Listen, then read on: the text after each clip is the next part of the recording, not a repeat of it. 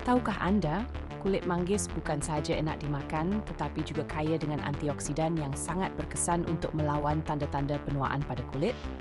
Masker kulit manggis dan madu ini sangat mudah disediakan sendiri di rumah tanpa memerlukan bahan yang mahal. Mula-mula, cuci bersih kulit manggis dan pasti ia benar-benar kering sebelum dikisar hingga halus menjadi serbuk. Kemudian, campurkan 2 sudu serbuk kulit manggis dengan 1 sudu madu asli yang berkualiti. Gaulkan bahan tersebut sehingga menjadi pes yang sebati. Sapukan masker ini secara rata pada wajah yang telah dibersihkan. Elakkan kawasan sekitar mata yang sensitif. Biarkan selama 15 hingga 20 minit supaya khasiat antioksidan dan nutrien dari kulit manggis dan madu dapat meresap ke dalam lapisan kulit. Selepas itu, bilas wajah dengan air suam dan keringkan dengan tuala lembut secara perlahan.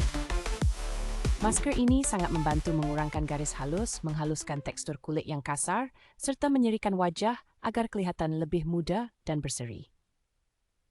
Antioksidan dalam kulit manggis berperanan melindungi kulit daripada kerosakan akibat radikal bebas, manakala madu berfungsi melembabkan dan menenangkan kulit yang kering atau iritasi. Amalkan penggunaan masker ini 2 kali seminggu untuk mendapatkan hasil yang optimum dan kulit yang lebih sihat.